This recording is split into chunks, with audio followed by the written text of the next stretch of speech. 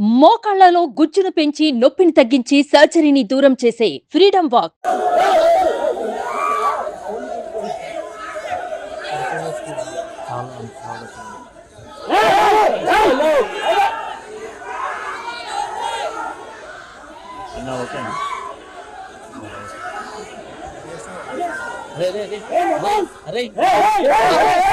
अरे अभी फोन लेके लिए फोन इंजेक्शन है डबल पे डबल ए मोबाइल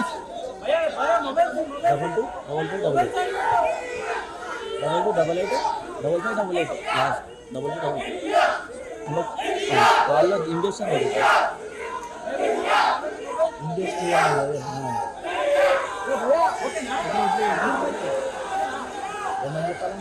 ఇండియాలో వచ్చి తీసుకున్నాను.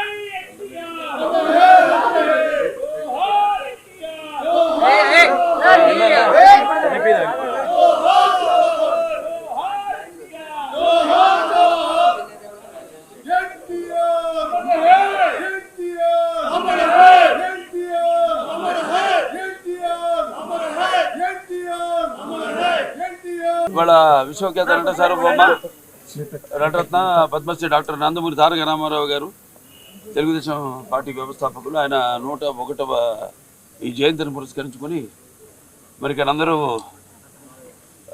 కుటుంబ సభ్యులైతేనేమి పార్టీ కార్యకర్తలు అందరూ కూడా ఆయనకి ఘన నివాళులు అర్పించడానికి ఎన్టీఆర్ ఒక శక్తి. ఆయన ఎన్నో సందర్భాల్లో చెప్పడం జరిగింది. ఎన్టీఆర్ అంటే కేవలం నందమూరి తారక రామారావు మాత్రమే కాదు, ఎన్నట్టు నటనాలయం, ఆయన ఇల్లు ఒక నటనాలయం, అందులో ఆయన ఒక నటరాజు నరసింహుడు. టీ అంటే తారామండలంలో తారక ధ్రువ తారకుడు, ఆర్ అంటే రాజర్షి రారాజు రాజకీయ దురంధర యుగంధరుడు, రమణీయ రమ్య కమనీయ సౌమ్య గుణధాముడు అని. అలాగే ఆయన మొత్తం మొదటి నుంచి కూడా చూస్తే ఆయన ఈ జీవిత ప్రస్థానం ఒక మామూలు రైతు కుటుంబంలో పుట్టి, అలాగే ఎన్ని ముందు అవకాశాలు వచ్చారు కూడా కాదు అని ముందు చదువుకే ప్రాధాన్యత ఇచ్చి ఆయన చదువు పూర్తి చేసుకున్నాక మరి చలనచిత్ర ప్రవేశంలోకి అడుగు పెట్టడం జరిగింది. అదే ఇక ఆయన చలనచిత్ర రంగంలో ఆయన ప్రస్థానం గురించి వేరే చెప్పనవసరం లేదు. ఎన్టీఆర్ అంటే ఒక నటనకు నిర్వచనం, ఎన్టీఆర్ అంటే ఒక నవరసాలకు ఒక అలంకారం, ఎన్టీఆర్ అంటే నటనకు ఒక విశ్వవిద్యాలయం. తర్వాత ఆయన ఈ రాజకీయ రంగ చలనచిత్ర పరిశ్రమలో మకుటలేని మహారాజుగా ఉన్నప్పుడే ఆయన ఈ చలనచిత్ర పరిశ్రమ నుంచి నిష్క్రమించి ఇటు రాజకీయ రంగ ప్రస్థానం చేయడం జరిగింది. అలాగే ఆయన ఎన్టీఆర్ అంటే ఆ తర్వాత నవశకానికి ఒక ఆరంభ మంత్రం, ఎన్టీఆర్ అంటే ఒక నవజాతికి మార్గదర్శకం, అలాగే ఎన్టీఆర్ అంటే నానా జాతులకు దైవ సమానం.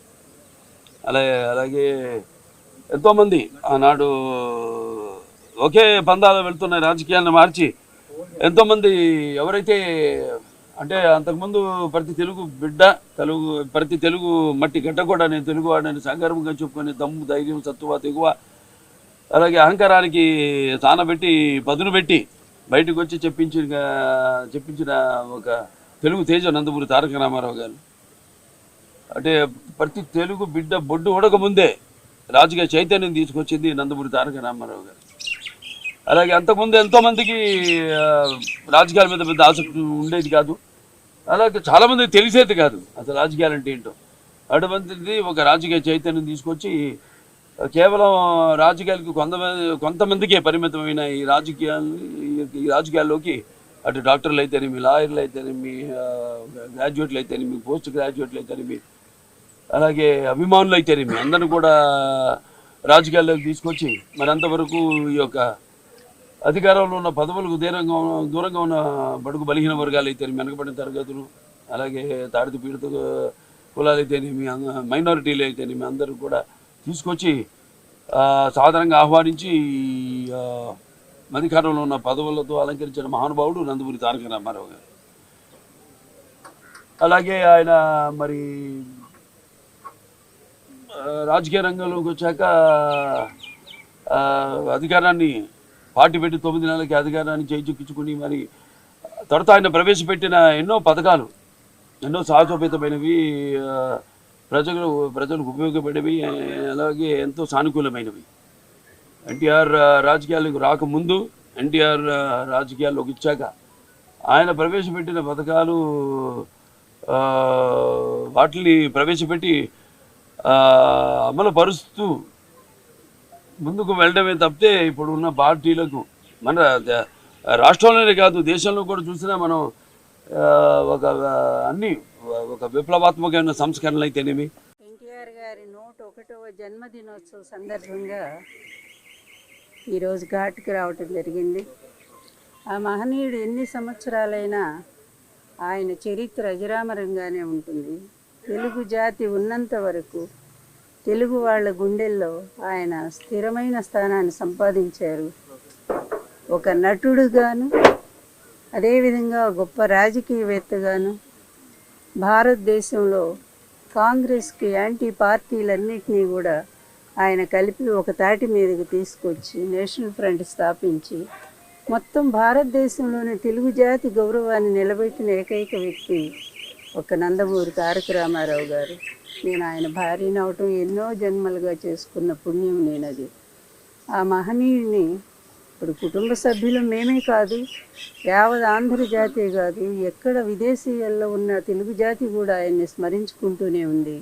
ఎన్నో చోట్ల మరి ఈ కార్యక్రమం నిర్వహిస్తూనే ఉన్నారు. ఎన్నో అన్నదానాలు జరుగుతున్నాయి, ఎన్నో రక్తదానాలు జరుగుతున్నాయి. ఇన్ని సంవత్సరాలు ఆయన చనిపోయి దాదాపు 28 సంవత్సరాలైంది. 96 ఆయన జనవరి 18వ తారీఖు మనల్ని అందరినీ వదిలిపెట్టి వెళ్ళారు. కానీ ఆయన కీర్తి మాత్రం ఎప్పటికీ చెక్కు చెదరకుండా అలాగే ఉండిపోయింది.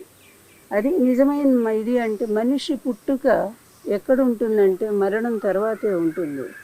మరణించినా బ్రతికుండే వాళ్ళు ఎవరో భగవద్గీత చెప్పినట్టు కూడా అటువంటి మహామనిషి జాతస్య ధ్రువోహి మృత్యు అన్నట్టు మరణం అనేది ప్రతి ఒక్కళ్ళకి అది సహజమైనటువంటిది. మరణించిన బ్రతికి ఉండటం అనేది ఒక్క ఎన్టీఆర్ గారికే సాధ్యపడింది అనుకోవాలా. ఆయన ఎప్పటికీ ఉంటారు. నేను ఒక్కటే కోరుకుంటున్నాను, ఆయన ఆశీస్సులు తెలుగు ప్రజలందరికీ అందాలి, ఎప్పటికీ అందాలి. ఆయన ఆత్మ తెలుగు ప్రజల చుట్టూనే తిరుగుతూనే ఉంటుంది. న్యాయం కోసం ఆయన పోరాటం సాగిస్తూనే ఉంటుంది. మళ్ళీ మంచి ఈ ఎలక్షన్ల తర్వాత మంచి పరిపాలన కోసం ఆయన తప్పకుండా ఆయన ఆత్మ ఆశీస్సులు అందిస్తూనే ఉంటుంది. ఆంధ్రప్రదేశ్లో మంచి సుపరిపాలన మళ్ళీ కంటిన్యూ కాబోతూ ఉంది. అదేవిధంగా ఇక్కడ తెలంగాణ రాష్ట్రంలో కూడా మంచి పరిపాలన వాళ్ళు అందించాలని మేము కోరుకుంటూ ఉన్నాము. ఎందుకంటే ఎక్కడున్నా తెలుగు జాతి, తెలుగు ప్రజలు సుఖంగా ఉండాలి. నాయకులైన వాళ్ళు స్వార్థానికి, అవినీతికి తల వంచితే ఏ విధమైనటువంటి శిక్షలు ఉంటాయో కూడా ప్రత్యక్షంగా చూస్తూ ఉన్నాము. అందువల్ల ప్రజల కోసం జీవించే వాళ్ళు నాయకులు అనేది ఎన్టీఆర్ గారు ఒక్కరే చాటి చెప్పారు. అందువల్ల ఆయన స్ఫూర్తితో ఆంధ్రప్రదేశ్లో పరిపాలన అలాగే సాగుతూ ఉంది. అదే కంటిన్యూ అవుతుంది కూడా. అందువలన రేపు 4వ తారీఖు జరిగే ఎన్నిక తర్వాత ఆంధ్రప్రదేశ్ మళ్ళీ ఒక సుభిక్షమైన శాంతియుతమైన పరిపాలన అందుకుంటుందని, అందుకు ఎన్టీఆర్ గారి ఆశీస్సులు నిండుగా జగన్మోహన్ రెడ్డి గారికి అందాలని కోరుకుంటూ సెలవు. సుమన్ టీవీలో మీ పర్సనల్ అండ్ బిజినెస్ ప్రమోషన్స్ కోసం కింది నెంబర్కి కాంటాక్ట్ చేయండి.